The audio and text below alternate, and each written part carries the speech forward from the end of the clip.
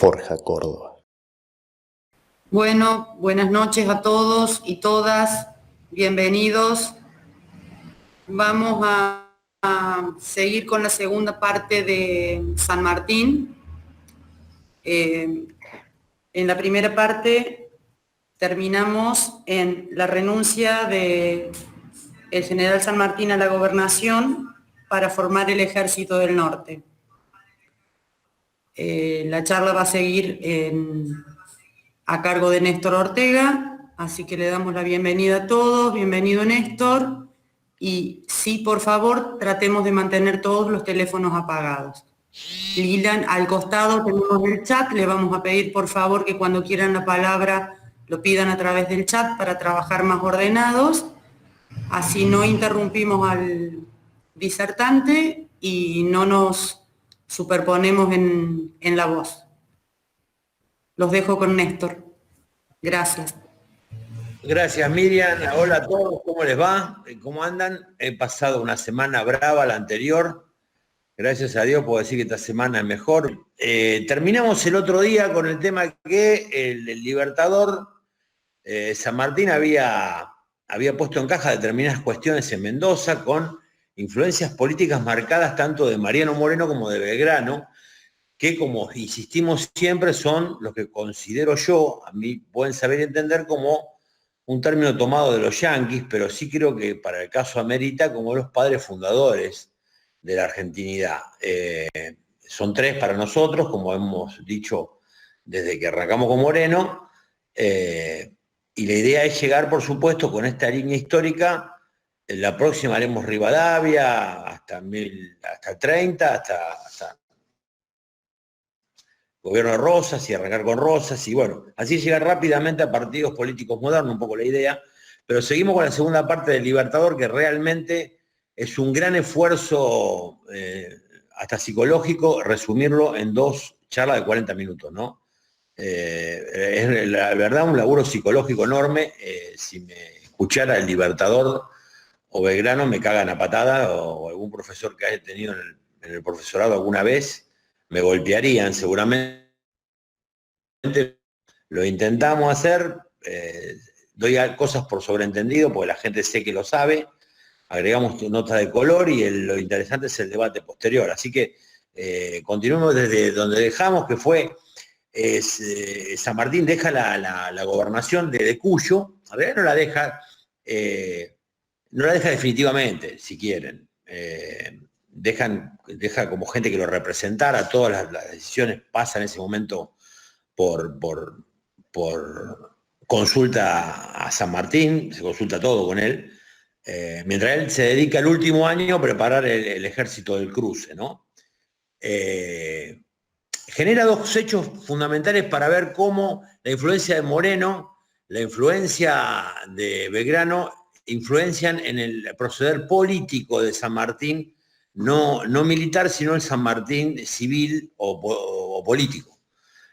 No el San Martín militar, digo, ¿no? No ese San Martín que nos vendió la historia mitrista, ese San Martín en el caballo blanco, cosa que nunca tuvo un caballo blanco. No sé si saben, es una anécdota histórica, si quieren charlar un par de anécdotas. Una es esa, porque Mitre lo asemeja un poco al apóstol Santiago, ¿no? Que se lo pinta como en un caballo blanco, alado. Bueno, es más o menos ponerlo en ese plano, ¿no? Como santificado, no un político libertador y guerrero revolucionario. No conviene esa mirada, como no conviene la mirada de Moreno, no conocer el pensamiento político de Belgrano, no conviene saber quién fue, en definitiva, Rosas, quién fue Leandro Alem, quién fue Irigoyen, quién fue Evita, la Evita militante, no la Evita que regala muñecas, quién fue Perón. No conviene, y vamos borrando gente de la historia, cosa que hizo muy bien Mitre.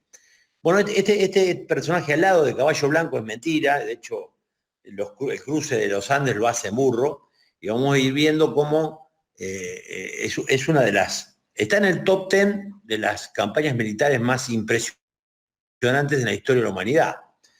Porque siempre se hablan del cruce de los Alpes de Napoleón, pero hay que tener en cuenta que enfrentó una cadena montañosa que es la mitad de alta de lo que iba a enfrentar San Martín.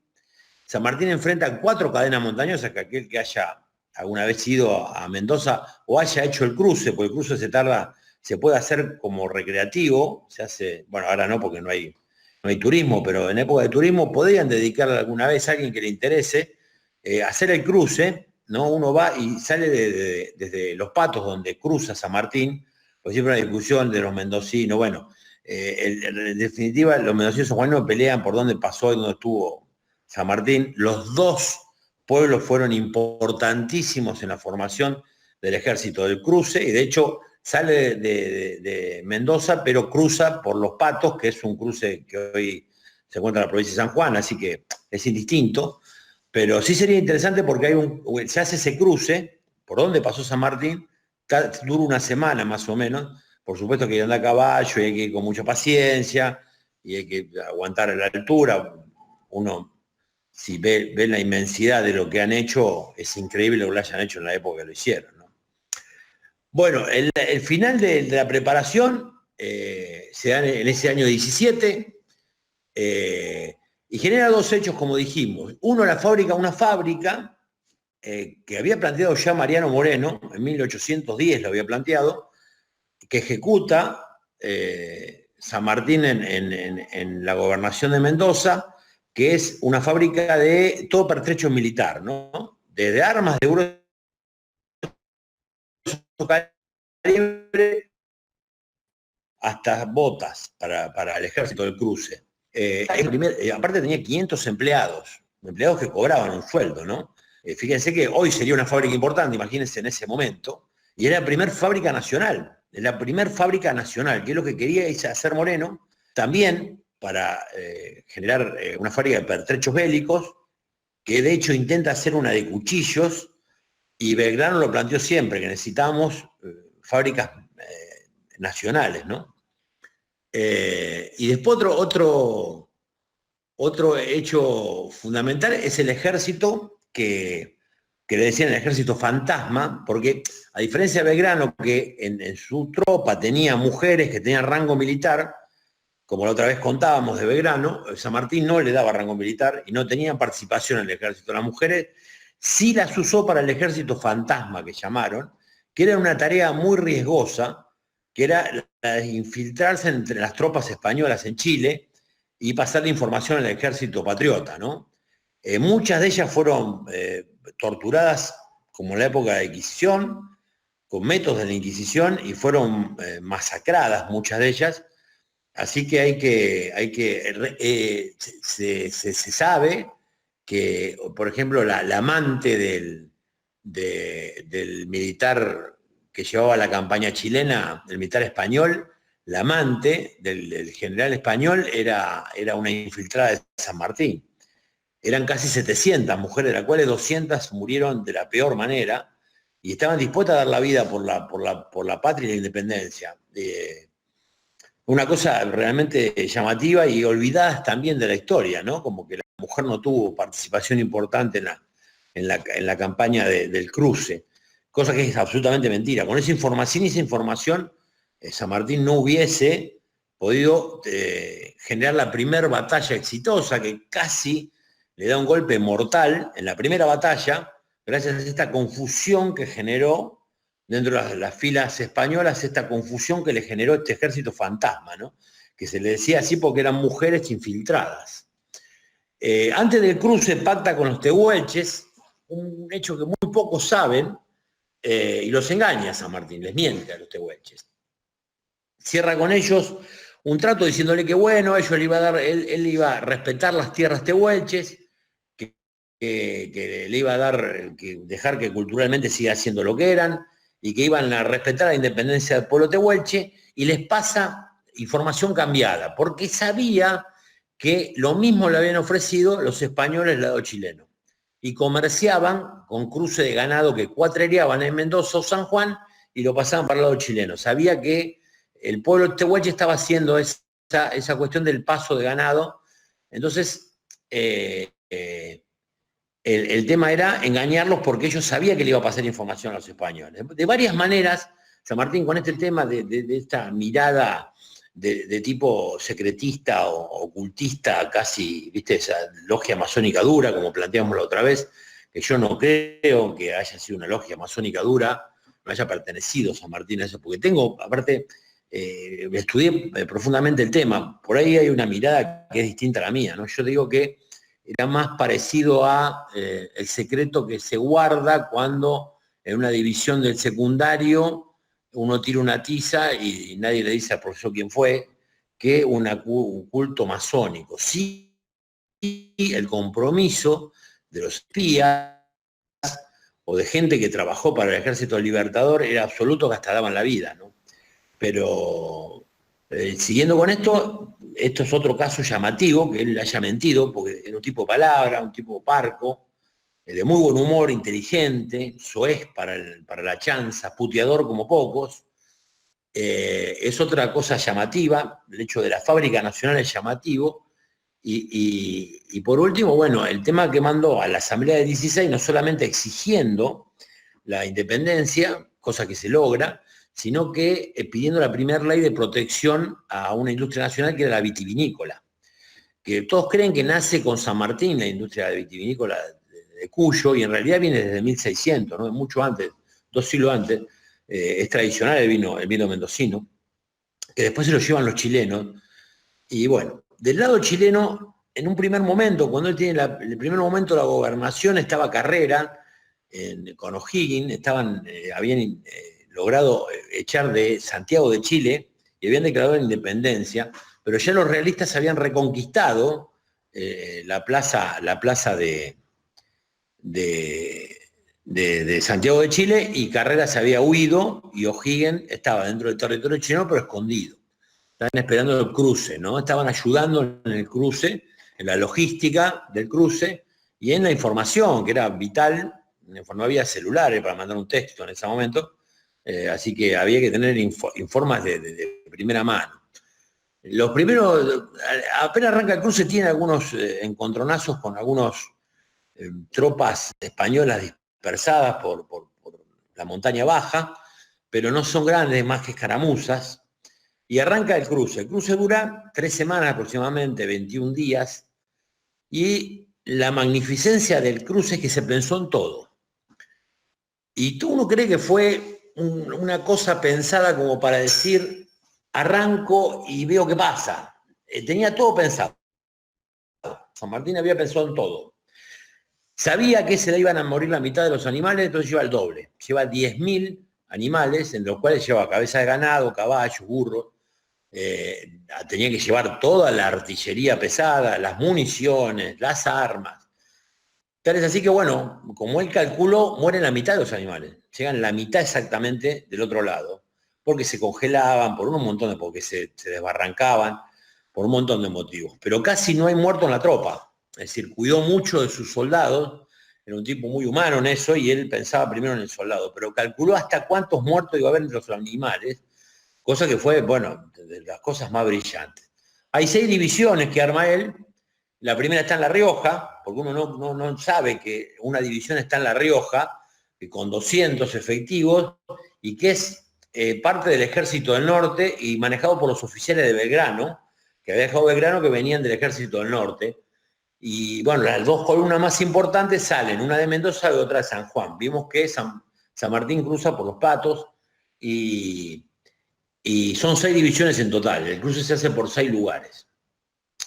Cosa rara porque aparte uno ve la inmensidad de la gesta, que la comparan muchos en Europa con la de Napoleón, pero claramente no es ni parecido, porque Napoleón, primero, que es una montaña la que cruza mucho más baja, es un lugar absolutamente poblado el que cruzó, por donde cruzó, y los caminos ya estaban hechos, porque había poblaciones en el camino, en el trayecto, es decir, tenía que mover un ejército a 3.000 metros, 4.000 metros, pero en caminos entre ciudad y ciudad. Acá, si uno conoce y alguna vez fue o vio el lugar donde fue el cruce, es de una inmensidad, de una magnificencia el lugar y de una soledad tan absoluta que es increíble que hayan hecho lo que hicieron.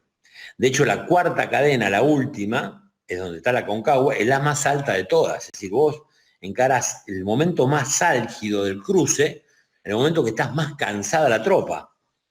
y así todo nos perdió muy pocos soldados se perdieron. No se sabe la cantidad exacta, pero casi llega entero el ejército. Arrancado el cruce, arranca un tipo que, entre las anécdotas que podemos contar, aparte de la mentira del caballo blanco, era un tipo que el primero que trae la homeopatía al territorio del Río de la Plata. No creía en la alopatía porque no le daba solución a todos los males que él tenía, porque era asmático como el Che Guevara, cosa extraña, ¿no? Es decir, para un asmático cruzar los Andes complicado, tenía úlceras y determinadas cuestiones, tenía problemas de salud grave, más, estaba más enfermo que todo lo que podemos estar nosotros dentro de este chat. Y así todo el tipo hizo una de las maniobras militares más excepcionales de la historia, ¿no? Él encara ese cruce muy enfermo y tarda esas 3 semanas. Cuando baja se generan 2 combates como para ir posicionándose en un lugar que él ya había estudiado, que era donde es Chacabuco, que es en la altura todavía, no están agarrados del suelo. Chacabuco es un lugar que es la montaña baja, pero es un lugar de 1700 metros aproximadamente, estaba agarrando en la bajada del ejército, entonces necesitaba ganar 2 posiciones para pelear en ese lugar que él ya había estudiado, Chacabuco. Y bueno, tiene una victoria absolutamente resonante contra las tropas realistas, apenas baja. La batalla de Chacabuco fue el 12 de febrero del 17, es decir, sí que tardó, porque él bajó y peleó, es decir, tardó 22 días, si quieren, 22 días, llega y pelea.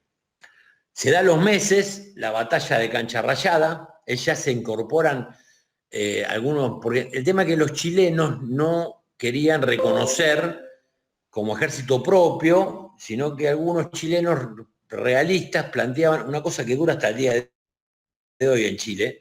De hecho, no se festeja mucho la independencia, casi no se festeja la independencia, por el hecho de que esta idea que le habían metido los realistas a los chilenos, que era un ejército invasor, no un ejército libertador, ¿no? Es una cuestión, arranca. De hecho, hay una carta de San Martín a Bolívar, y Bolívar a San Martín tiene una respuesta, después de ganar Chacabuco, que le dice: cuando los liberes no se te ocurra dar la independencia, anexalos a la Provincia Unida del Río de la Plata, anexalo a las movidas, no le da independencia a Chile, no se la des. Él conocía, porque había tenido malas experiencias con Carrera, porque lo había conocido en Europa, y determinadas cuestiones que no le gustaban de los chilenos a Bolívar. Hay que leer las cartas de San Martín a Bolívar, son muy interesantes. Ya vamos a llevar a Bolívar cuando se encuentran ellos, pero vamos, que él tiene un gran combate en Chacabuco. A los meses se da Cancha Rayada, una batalla que no está San Martín, que está Las Heras, que todos dicen, bueno, Las Heras perdió la única batalla que perdió ese ejército, pero en realidad fue una victoria, se puede considerar una victoria de Las Heras porque él salva en una catástrofe, porque lo agarra de sorpresa el ejército realista y lo podían haber tirado de vuelta a la montaña, aplastado contra la montaña, y termina en Cancha Rayada salvando casi el 95% de las tropas, Las Heras. Es decir, si se quiere, poder considerar una maniobra de retirada exitosísima de Las Heras, ¿no? Porque siempre uno toma como el perdedor de la campaña a Las Heras, pobre, y en realidad fue una victoria del ejército. De hecho, ese ejército se posiciona en Maipú poco tiempo después, casi sin refuerzos, porque era el mismo ejército, porque se había perdido muy poco del ejército, sí, había sido una derrota, pero se había perdido muy poco del ejército gracias a Las Heras. Y ya el mando de San Martín va a la batalla de Maipú, la cual gana y derrota definitivamente a las tropas realistas en Chile. Le queda abierto el camino a Santiago de Chile. Podemos decir que ahí termina la liberación de Chile, más allá que después tiene que seguir peleando un poco en el sur, en la zona de Valparaíso, porque quedan tropas realistas. Una guerra que se llamó la Guerra del Sur de Chile, se llamó Guerra a Muerte, no sé si conocen la historia, porque era que no se tomaban prisioneros de ninguno de los dos lados. Entonces, a esa guerra se llamó Guerra a Muerte, que terminó con las tropas patriotas venciendo a los españoles y tomando la plaza de Valparaíso. Pero, bueno, se firma el Acta de Rancagua, donde se decreta la libertad de Chile, la independencia de Chile, y se nombra O'Higgins como el primer, si podemos considerar, no era una república constituida, pues no se había hecho un congreso constituyente, pero sí el primer presidente chileno, al cual años después fusilan y matan por considerar un traidor, ¿no? Una cosa muy loca que tiene el pueblo chileno en cuanto a su historia, ¿no? No estoy haciendo juicio de valor, sino estoy describiendo cosas extrañas que han pasado a través de la historia chilena. Como podríamos saber si por ahí Rivadavia tenía éxito, había fusilado a nosotros a San Martín, cuando pasó por Buenos Aires, porque tuvo la delicadeza de decirle que se iba, y eso le generó que casi lo mate Rivadavia.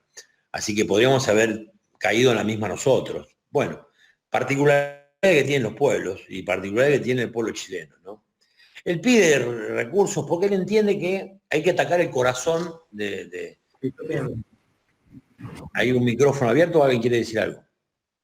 Bueno, el tema es que, bueno, con Maipú y el acto de Rancagua libera Chile, libera Camino a Santiago, queda una batalla que te va a dar en Valparaíso, una guerra que se llamó Guerra Muerte, por una característica particular que tuvo esa parte de las batallas en Chile, que fue la de que no tomaban prisioneros, el bando que ganaba o tomaba, manoteaba a alguien, lo mataba, lo pasaba de huello.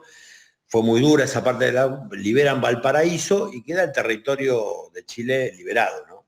Bueno, pide recursos a Buenos Aires, pide recursos como para iniciar la campaña al corazón de lo que es el virreinato o el poder realista en América, que es el Alto Perú. Y necesita hacer la campaña de Perú. Belgrano lo había convencido en sus charlas en Tucumán que no fuera por tierra, porque lo intentó a través de Bolivia, ¿no? Que no fuera a intentar eso porque lo había intentado con el ejército del norte y lo único que logró fue derrotas, ¿no? En Vilcapugio y Ayohuma consigue derrotas únicamente. Y le dice que era imposible por ese lugar. De hecho, San Martín encara la campaña, es increíble, la campaña del Alto Perú es increíble porque encara la campaña con 4.000 soldados contra 23.000 realistas que lo esperan en el Alto Perú. Es decir, es una campaña extraordinaria, toda la campaña es extraordinaria. Yo me imagino zarpando la flota, 32 buques, al mando de un inglés, Cochrane, que era un tipo que había peleado en las guerras napoleónicas, tenía mucha experiencia para lo que era la batalla en el mar, y lo que se dan cuenta es que necesitaban hacerla a través de una guerra anfibia, no había manera. Belgrano lo convence que no lo haga a través por tierra porque era imposible hacerlo, porque lo había mandado a él a hacerlo, Rivadavia lo mandó a él y era imposible hacerlo. Y entonces encara esta campaña y debe haber sido impresionante ver salir esa armada, ¿no? Bueno, como dijimos, le pide ayuda a Buenos Aires para financiar la compra de barcos y rearmar el ejército para encarar la campaña del Alto Perú, y Buenos Aires le contesta que devuelva al ejército, que vuelva a él a defender Buenos Aires y al triunvirato porteño. Por supuesto que San Martín lo desobedece. A esto Mitre le llamó la desobediencia genial. En realidad nunca iba a obedecer porque jamás iba a levantar su espada contra un connacional. De hecho, San Martín es un tipo muy humano, y lo vamos a ver en la campaña del Alto Perú. Él mataba y creía en la muerte únicamente en el campo de batalla, con honor, pero no creía en otro tipo de muertes, ni nada que se le parezca, y jamás iba a pelear en guerras intestinas, nunca lo hizo, de hecho. Se niega, entonces él queda financiando el ejército, lo que es ya el gobierno chileno, a través de su amigo Higgins, que ellos eran amigos desde Europa, ¿no? Ellos se conocían desde allá, que algún compañero diría eran masones los dos, ¿no? El objetivo de esto era Lima. El objetivo era la plaza de Lima, y una de las imposibilidades que le iba a plantear esta campaña era tomar el Callao. Callao, una fortaleza con cientos de obuses, cañones, y una fortaleza increíblemente bien puesta sobre la playa. Es realmente la plaza del Callao, era lo imposible. Y encima iba a enfrentar con 4.000 hombres que no estaban preparados para hacer una lucha anfibia, iba a enfrentar a 23.000, nada menos, ¿no? Y lo estaban esperando, inclusive 5.000 en un lado, 6.000 en el otro, 7.000 estaban en Lima, la Plaza del Callao tenía 4.000, era que prácticamente cada uno de los emplazamientos españoles tenía la misma cantidad o más hombres de los que tenía él en total. Así que bueno, en cara a esto, la gente no estaba preparada para lo que era navegar en el mar, menos en barcos de guerra. Calculen que eran barcos que tenían una distancia entre punta y punta, yo no sé cómo se llaman esas porquerías, pues no tengo ni idea cómo se dice la punta y la parte de atrás del barco, pero eran 80 metros largos, póngale, y que entraban en 300 y 400 personas, iban los caballos, iban las vacas que carneaban para comer, y como Cogran sabía que si llegaba a parar en un puerto se le bajaba todo y se le iban a mierda, porque realmente fue un viaje increíblemente horrible el que encaran, no paró hasta que surge el primer desembarco al sur de Lima. Así que bueno, en el 18 encara esto, y se zarpa, bueno. Encara el Alto Perú con una idea que era ir engañando de la misma manera que había engañado a los españoles en el cruce de los Andes, pero engañándolo a través de la flota. ¿Qué hacía? Paraba en un lugar, desembarcaba 100, en otro lugar desembarcaba 50, en otro lugar bajaba todo, lo subían de vuelta y se iban. Entonces fue tocando puertos, varios puertos, hasta que se desembarca al norte de Ancona, en el sur de Lima, y ahí encara batallas como la de Palpa, la de Nazca, la de Ica, y la más importante, hay otras más, pero realmente no me la acuerdo, el Cerro de Pasco, es la batalla más importante. ¿Por qué es la más importante? Porque empieza a infundir la idea de esta cuestión de libertaria, y los españoles también tenían una división dentro del ejército, que había realistas ya en el ejército y habían republicanos. Entonces los republicanos, que son 2 compañías y un batallón, el famoso batallón Numancia, se pasa a las órdenes de San Martín a pelear por la independencia de Latinoamérica, cosa que impacta mucho a los españoles, nos impacta muchísimo. Eso quiere decir que también San Martín había aprendido, y esto cuando él pacta con los tehuelches, o cuando habla con el pueblo chileno, o cuando encara la conquista del Alto Perú, o la liberación del Alto Perú en realidad, y cuando en vez de liquidar estos batallones los incorpora, es algo que aprendió de Belgrano. Belgrano tenía esta cuestión y lo convence que había que respetar al vencido y había que respetar a los pueblos y las tradiciones.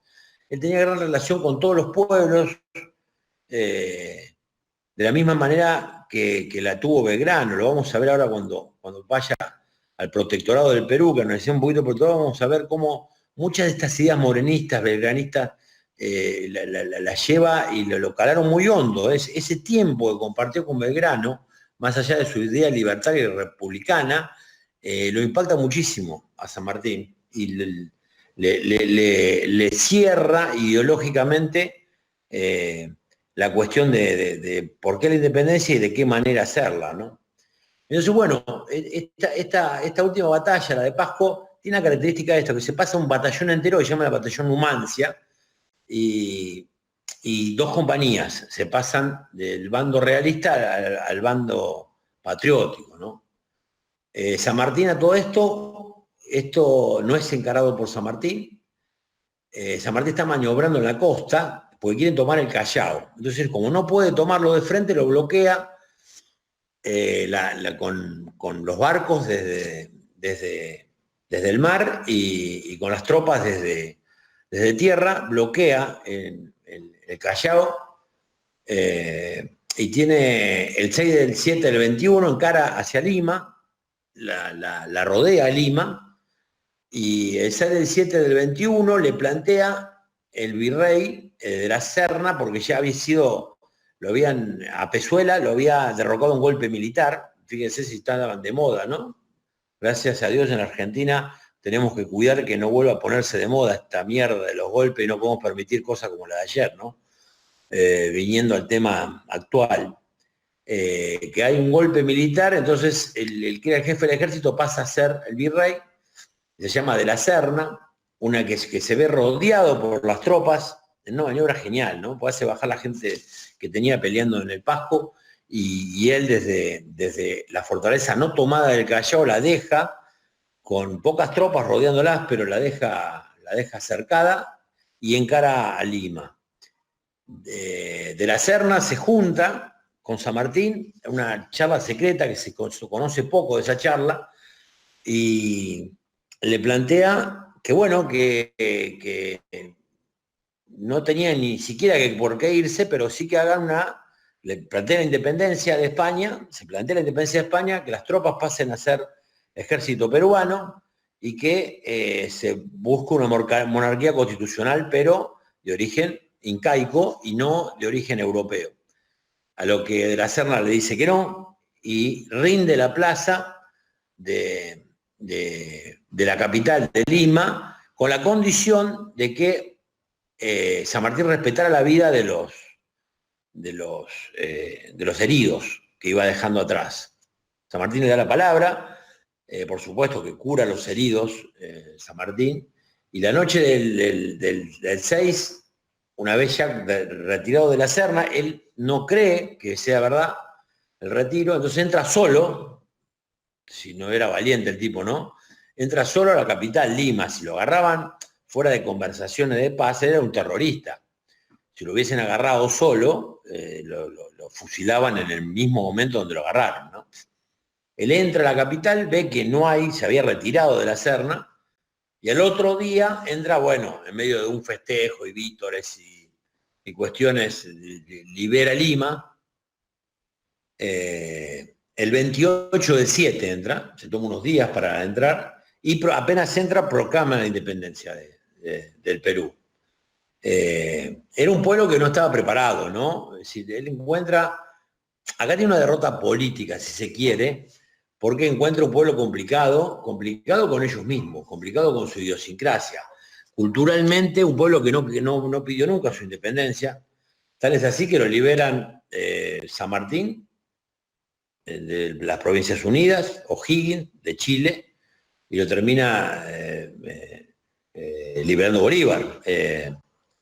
Es un tema que para el peruano es un tema conflictivo. Reconoce a San Martín por haber sido un buen gobernante para los peruanos, pero no reconocen como una independencia propia.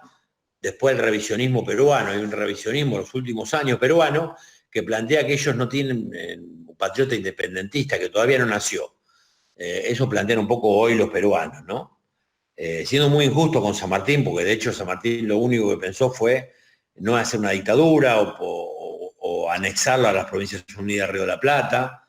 Jamás quiso eso. De hecho, él crea la bandera. Tal es así que la bandera de Cruce de los Andes, la bandera que está en el Museo de Mendocino, ¿no? Que es poca la cosa que tocó el Libertador que uno puede ver, y es una de esas cosas esa, que es la bandera con el gorro frigio y ¿cómo se llama? Los colores celeste de un lado y blanco del otro, al medio. Esa es la bandera de Cruce de los Andes. Pero la bandera que encara la campaña de Alto Perú es la bandera actual de Chile, pero con 3 estrellas que representaban a las Provincias Unidas de Río de la Plata, a Chile y a Perú. Él encara con esa bandera, es decir, que nunca tuvo intenciones, como plantean los chilenos, de invadir Chile. Tal es así que eso se lo pide Bolívar y él no lo concede ni siquiera a Bolívar, no le concede eso, porque él libera a Chile y encara la campaña del Perú con la bandera chilena. Tal es así que le preguntan los cabildenses chilenos, una vez que entra él y empieza a preparar el ejército del Alto Perú, le preguntan con qué bandera iba a encarar la campaña, la último pedazo de la campaña, que es la campaña del Alto Perú, y él plantea que con qué bandera, con la chilena, por supuesto, le dice. En realidad no es la chilena exactamente, es parecida a la chilena, pero tiene, en vez de una estrella, tiene 3 estrellas, por esta cuestión que planteábamos, ¿no? Que representaba a las Provincias Unidas del Río de la Plata, a Chile y al Perú. San Martín respeta tanto el tema de la independencia de los pueblos que algunos se me está durmiendo. Voy a tratar de darle un poco de ritmo, pero es muy difícil acotar tanto el tema en tan poco tiempo, pero voy a tratar de resumirlo. Tal es así que la bandera peruana la crea él, es creador de la bandera, y crea, qué sé yo, por ejemplo, hay muchas distancias sociales, porque están desde los indios a esclavos, a indoamericanos, a criollos, a españoles, todos esos se mezclan en la sociedad peruana, ni siquiera hablan el mismo idioma, entonces es una sociedad complicada porque ni siquiera se puede dar a entender en un solo idioma, entonces encuentra toda esta cuestión difícil, ¿no? Le dan el título de protector, y él crea, como dijimos, la bandera, colegios, y plantea a los peruanos que hagan que él aceptaba el título de protector, porque no quería sonar a dictador, hasta que se hiciera un congreso constituyente y le plantea una monarquía constitucional. La misma monarquía constitucional porque él ve lo que estaba pasando en la provincia de Río de la Plata, que por querer intentar hacer una república así de terminaron con una guerra civil, que en realidad tenía otro trasfondo, que no era la república, sino eran los intereses de Buenos Aires con respecto a las provincias. Pero bueno, él ve la guerra civil que se está dando en las Provincias Unidas y él plantea, como había planteado en el Congreso 16, que necesitaban una monarquía constitucional.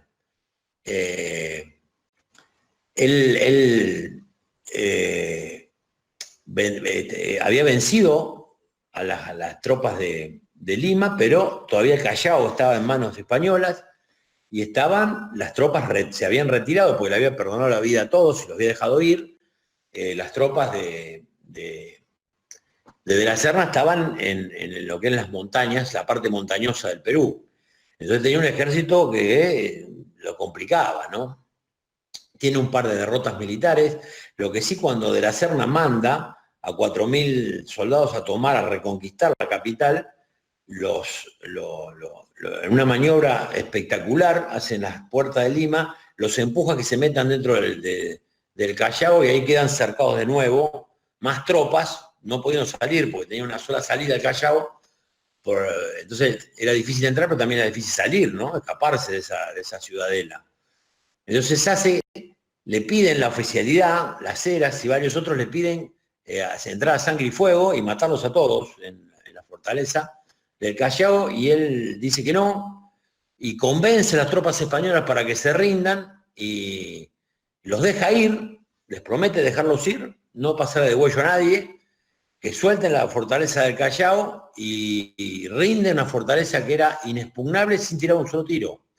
La campaña de San Martín en Alto Perú toma Lima y el Callao sin tirar un tiro. Es casi un milagro, una campaña de una genialidad, de una brillantez espectacular. En lo político tenía esta cuestión de la distancia de clases sociales, que muchos no querían la independencia, que no la sentían propia, muchos otros esperaban a ver qué les convenía y se ponían de un bando o del otro. Sí, San Martín lo querían porque el tipo no era malo, pero no era un dictador, pero estaban en esa indefinición que si los realistas atacaban, que de la Serna estaba con un ejército todavía casi de 17.000, 18.000 hombres, era mucho más numeroso que el ejército de San Martín, que contaban 4.000. Entonces se encara para esta última campaña al general más exitoso que hay en América en ese momento. Entonces, esto estamos hablando del año 21, ¿no? En el año 21 encara a Guayaquil a juntarse con el libertador Simón Bolívar, que viene de hacer una campaña de liberar lo que es hoy el Ecuador, Colombia y el Ecuador. Es decir, era el ejército, en ese momento, el general victorioso de la campaña, cuando él había tenido un par de reveses contra las tropas realistas en Lima. Y él se da cuenta que con 4.000 no podía de ninguna manera terminar la campaña del Perú. Por supuesto que iba a defender Lima, porque era un general absolutamente genial, pero iba a ser imposible terminar la campaña. Él va a verlo a Guayaquil, y bueno, después se resume la famosa frase que dice: no hay lugar en América para los dos, le plantean, que San Martín le plantea a Bolívar, y hay muchas interpretaciones históricas con respecto al renunciamiento de San Martín, porque él se rinde y es más, hace lo mismo que Belgrano hizo con él. Por eso digo que la influencia de Belgrano en San Martín es mucho más grande de la que todos creemos, que él le ofrece ser el segundo de Bolívar, y Bolívar no lo acepta por el mismo motivo que él no aceptó que Belgrano fuera el segundo de él, ¿no? Muchos dicen que fue porque Bolívar era mucho más ambicioso que él y lo iba a llevar inclusive hasta una guerra contra Bolívar, porque era un tipo muy ambicioso Bolívar políticamente. Eso no consta en ningún lugar que fuese así. Sí, él se autonombraba dictador y tenía particularidades de carácter Bolívar que lo diferenciaban y mucho de San Martín. San Martín era una persona absolutamente distinta.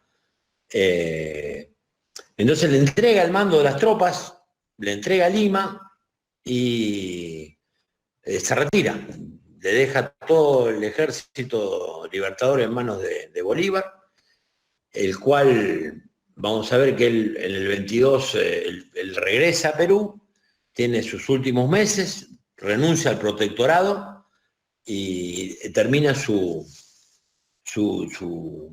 cargos públicos, ¿no? En el renunciamiento del 22.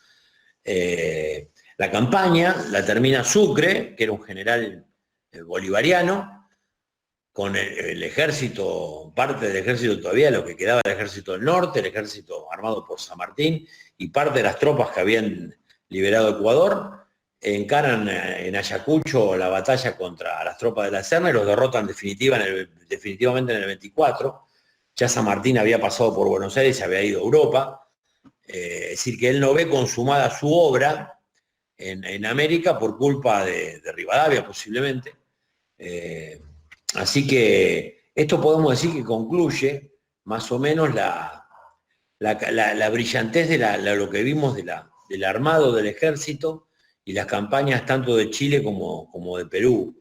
Es realmente brillante. Él pasa por Buenos Aires, le avisa a Rivadavia que se va a Europa, según cuentan las malas lenguas, Rivadavia lo manda a matar esa noche, le avisan de esta situación y él se va a la noche, se retira y deja todos los cargos, ¿no? Es decir, a partir de ahí, la vida de San Martín deja la vida pública, ya había encontrado a su hija en Mendoza, su mujer cuando él regresa había muerto hacía 4 meses, él no se había enterado, es decir, que entre los defectos de personalidad podemos decir que fue un mal esposo, y no sé si fue un buen padre, sí dicen que fue un muy buen abuelo,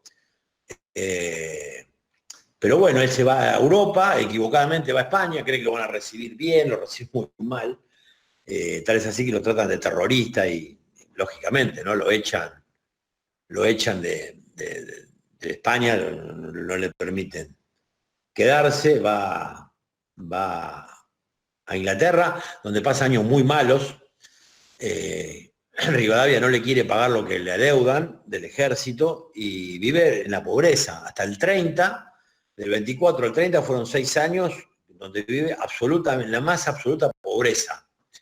En el 30 tiene la suerte que recibe el gobierno, el restaurador de las leyes, Rosas, y lo que hace es pagarle todo lo adeudado, todo lo atrasado, todo junto, y el Perú, donde toma el gobierno amigos de él, después de denostarlo, después de su retirada y la llegada de las tropas bolivarianas, lo denostan, pero ya para el 30 hay gente amiga de él, tipos que él había formado, que toman el gobierno en Perú y también le pagan, entonces recibe una pequeña fortuna toda junta. Y ahí ya en Francia, él en París, un lugar donde siempre le gustó vivir,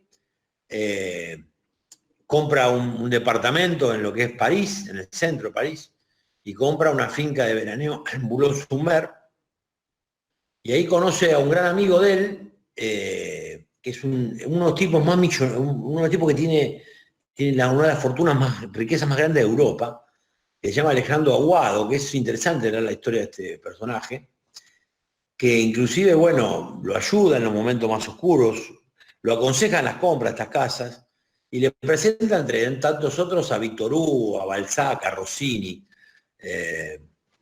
Rossini creo que fue el que escribió El Barbero de Sevilla, o si estoy equivocado, no sé. Bueno, a Víctor Hugo, al cual le había leído, y siempre él le agradecía, contando otra anécdota más, que creo que el otro día la contamos, vamos a repetirla, que le agradecía a Guado, que era su amigo, el hecho de haberle presentado a esta gente, diciendo, qué lindo que esta gente tan importante, la cual yo admiro y leo, y escucho, me permitan charlar con ellos. Me dice, no se equivoque, el Libertador, le dice, en general, ellos lo querían conocer a usted. Es decir, el argentino más famoso, Libertador, de 3 países, había detentado el gobierno en uno de ellos. El primero en el mundo fue San Martín, no fue Maradona, ¿no? Así que en realidad en ese momento podemos decir que San Martín era el Maradona argentino en el mundo. Es olvidado por la historia argentina, es descafeinado por Mitre cuando elige las cartas que publica, lo descafeinan a San Martín. Después la dictadura de Uriburu en el 30 lo convierte en el militar que conocemos hoy. Mitre le había puesto ya un caballo blanco y empiezan a desfigurar, descafeinar y de construir la historia política del civil San Martín, ¿no? Que la parte más interesante son las proezas militares, por supuesto, porque un genio militar, un tipo que había tenido 32 batallas antes de llegar al Río de la Plata. En esa época nadie resistía más de 2 o 3 porque te cortaban con un sable y te moría de tétano. El tipo había estado en 32 batallas antes de llegar a las Provincias Unidas del Río de la Plata, así que imagínense el terrible personaje que fue, ¿no? Y llegar a viejo realmente fue un azar, fue azaroso y porque fue un gran guerrero, ¿no? Así que logró lo imposible, logró proezas que en la Academia Militar de Estados Unidos y de Europa se estudian como de las proezas más impresionantes de la historia de la humanidad, militares de la historia de la humanidad. Entre las 10 más importantes, incluida la de Napoleón, en Europa está considerada, en Francia está considerada la de San Martín, más imponente aún, por dónde lo hizo, el paso, que siempre se le considera a Napoleón la maniobra más brillante fue el cruce de los Alpes. La de San Martín dice que es absolutamente más difícil, casi llegando a rayar a lo imposible.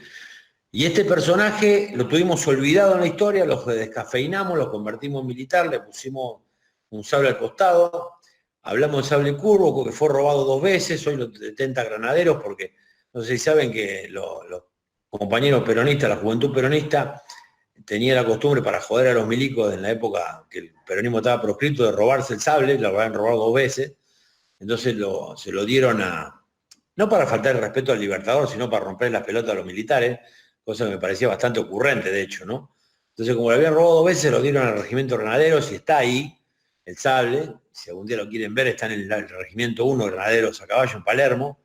Es lindo. Lástima que, y esto es lo último, con esto cierro, que tenemos lo que tenemos de todos los sanmartinianos, está dispersado, parte Mendoza, parte en los regimientos Granaderos a caballo, que desapareció Mitre, que desapareció, Rivadavia, y se reconstruye, desaparece en el 24 y reaparece en 1898.